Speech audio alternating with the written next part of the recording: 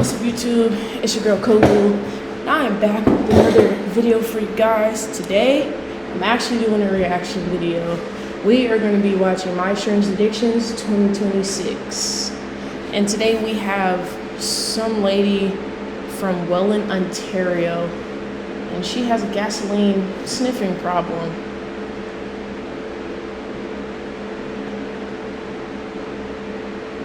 Alright. Y'all ready? My name is Shannon. I'm 20 years old, and I'm addicted to drinking gasoline.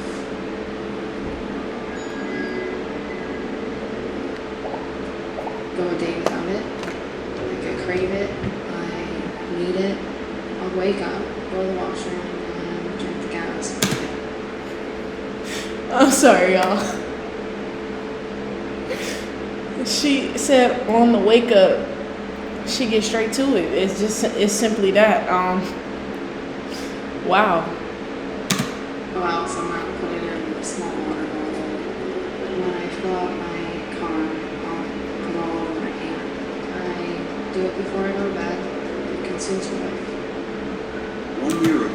I don't know. Did some of y'all feel like it's a little bit blown out of proportion or dramatic when it's you know, stuff like this is being recorded on a TV show or aired out? Let's turn that fan down real quick, guys. My apologies. And let me disconnect this so you guys can actually hear it better from the Bluetooth. Let me just... Ago, Shannon developed a deadly addiction to drinking gasoline. Since then, she's gone from tasting the toxic liquid on her fingers to taking swigs of it every day. It tastes like sweet and sour, like a tangy sauce. This lady just described gasoline as a sweet and sour tangy sauce. This is not McDonald's.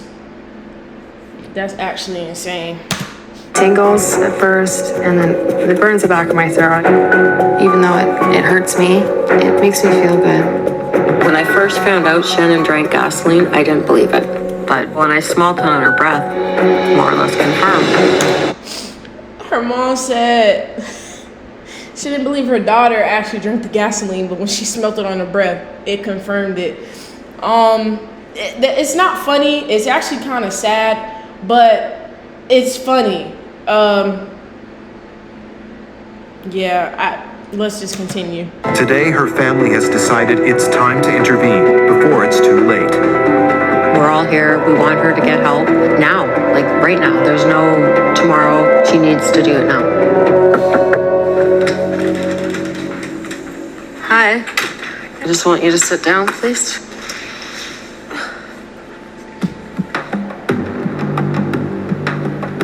Okay, well, we brought you here tonight because we want to talk to you about your gasoline issues that you're having, and we want you to get help. Okay. Because we love you, Shannon. I know. So they're in the middle of an intervention right now, and the mom is like, well, we just need you to get some help. And she's just staring with a blank face. Okay. And then her mom's like, because we love you. And she's like, all right. It's just it's the lack of emotion in her eyes. Like, she could care less. And more so like, is this what you called me out here for? But let's just continue. I digress. Can I ask you one question? What? I just want to know why. Why are you doing this? How does it make you feel? I feel numb and I just don't feel any pain. I know it hurts me, but yet I keep doing it because I'm addicted to it. Have you ever read up on it, on what it can do to you? Have you ever looked into it? No. Okay, cool. So the dad already is the only one making any type of sense. Mom came from the emotional standpoint, but dad just looked at her and was like, I'm gonna just get straight to the point. I'm gonna cut all this out. Have you ever researched the effects that this will have on you and your body by consuming something that is very toxic to you? And she goes, actually, I haven't. I don't know. But you know what? You need to know. Your body, you can't digest gas. It attacks your organs, your liver. And the worst part is if it gets into your lungs. If it gets into your lungs, you're dead. Do you want that, Shannon? No. With you doing something like this, so extreme, damaging your body, I don't understand.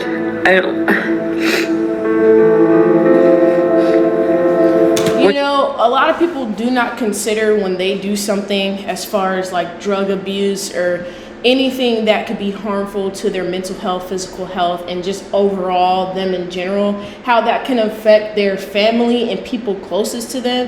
And as I'm seeing, it's definitely affecting her family. Her sisters, you know, are young. One seems to be her age or older, and the other one is younger. So you don't know how this is also affecting them during school and their social and private life. And also, you know, for them to be known as the sister of someone who's drinking and snorting gas, you know what I'm saying? Like, it's just kind of extreme. And then the parents, you know, they're really trying to make her understand the weight and the repercussions of what she's actually doing, because she's young and she does not really know exactly what she's getting herself into. And this is why it is important for parents to continue parenting their children, because you know, the brain is still developing. So she's not thinking through the entire process about the dangers of it. It's more so whatever she's doing it for, whether it's to escape whatever she's feeling, to deal with something traumatic that she hasn't been able to handle or express or get proper treatment or therapy for, etc. Like, so yeah. Harming yourself, it makes me feel that it's my fault. And you doing this to yourself is killing me. I mean, like, I can't even describe how much I love you, Shannon. And I don't know. I just don't want to see you go from gasoline. Right. Nathaniel is in a Her little sister just said, I just don't want to see you go from gasoline. Like, out of all things, that's not what we want you to go from. So, you know, get it together. Relationship with a car that he's named Chase. He met Chase in a recent... I've seen, now that I'm looking at it, I did see this years ago. I guess the specific montage of My Strangest Addictions. This is a sensory warning. We're moving into a guy that has a mental and physical relationship with an inanimate object, which is his car. So just fair warning, everybody. There's psychological factors that will lead to someone, you know, bonding and with inanimate objects and creating these attachments and things like that as far as an intimate relationship will go. But I'm gonna let, you know, them talk about it on here. About 5 years ago. I thought it was love at first sight. His body and then his interior and everything just together just seemed to fit. And I just felt an instant connection. He just said that he felt an instant connection to his car, y'all. I want y'all to hear that. Let that sink in. His obsession first developed as a teenager when he would build model cars. But he didn't find true love until he met Chase. I find this part of him the most sexy just because of the subtle lines and curves. I'll give him a kiss here. Okay, so And it's a boy. just kind of caress him down the side. Love who you love. My initial reaction was, I was kind of shocked. It was kind of weird because it was just hard to understand. All right, I'm gonna pause this and read it to you guys. Objectophilia is when a person develops a strong emotional and consensual relationship with an inanimate object, aka his car. Some cases include attractions to a roller coaster, an elevator, and an Eiffel Tower. This is just another example. Honestly, I don't know why I feel the way I do. But I just absolutely love Chase. We always have such a good time together. He likes a lot of the same music I do. We have a favorite song. It's Can't Fight This Feeling by REO Speedwagon. I do get him gifts. How you buy something for your fiance or your wife. And then usually for his birthday, I try to do something special for him too. The favorite date would be going to we're not just gonna skip past that. I tried to block out some of the stuff that he was saying. He just said that him and his car have a favorite song together. Well, of course, because you're playing the song through the radio of your car. But anyway, I digress. And then he just said he tries to do something for him for his birthday, or I guess there's some sort of anniversary for the car's birthday or whatever, and he did something for the first birthday or multiple birthdays. I have no idea, but that is taking it far. The lookout area. Just lean against him a little and just be with him mainly. Love you. Ooh. All right, so whatever compilation this is on YouTube, they just skipped straight past him, which I'm glad, because that was a little too much for me. Straight into this lady just inhaling a can of aerosol. It was no real transition here, so hey, here we go. 2 ways that I have my air freshener. One is straight out of the can. The can has to be extremely cold. So she has 2 ways, 2 preferences to inhale or suck the aerosol can, this air freshener. This is extremely toxic, by the way. Please do not try this at home. Make my tongue into a bowl so it'll catch it, or it has to go over crushed ice. So we just spray it over the ice, and then you just eat it from there. There's a feeling when I eat it, it's a sense of completion, like I found it. That craving is gone. It's okay now. Oh man. Oh. All right, this is what irritates me, because you have a whole family here. There's a father, 2 children, and you're sitting here sniffing and snuffing aerosol cans. Get a grip, get it together. She says she forms her tongue into a taco bowl in order to grab all of the spray. And if she doesn't do that method, she hits it over a cup of ice. She gonna get it one way or another, you hear me? I have 2 boys. One's 8 and one is 2. I try not to let my kids see me use the air freshener, just because I don't want them to obtain that habit as well. And I know it's not good for me, so I don't want them to follow that way. My kids are my all. And if they picked up this habit, that's when I'll stop. I work at a... So she just said she does her best to not let her children see her with this habit, because if they were to pick up the habit, that would crush her to the point where she would stop. So in other words, there's nothing else that would get her to stop other than the fact of if her kids picked up this nasty habit, this very dangerous habit. That's store. Backwards.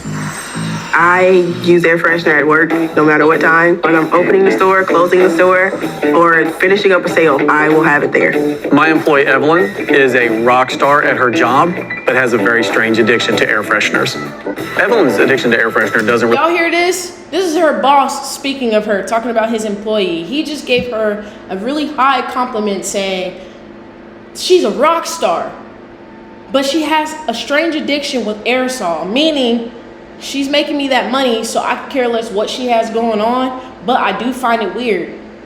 Okay, so we're just not gonna try to get her some help? Into her work performance that I've ever seen.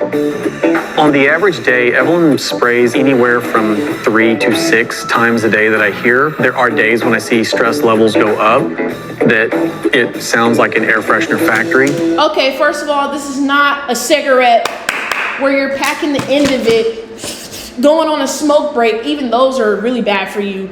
This is a can of aerosol that we are talking about.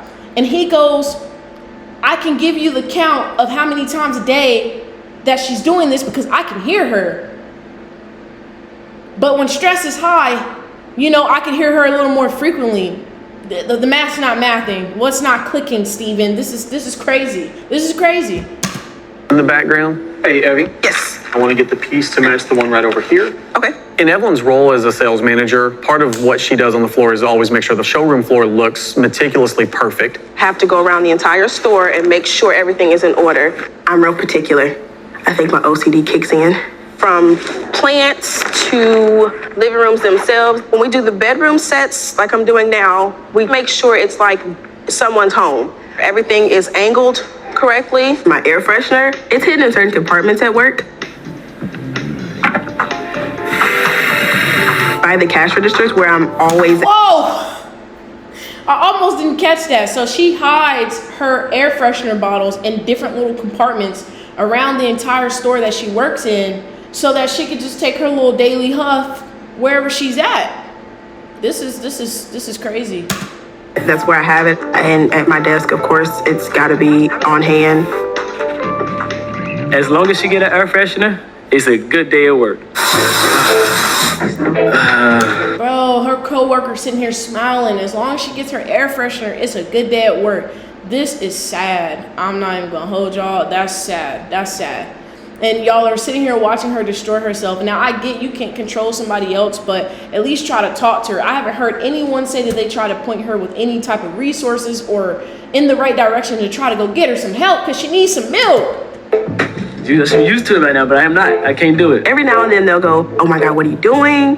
But for the most part, they're cool with it. Okay. All right. Well, I think that was enough for right now. I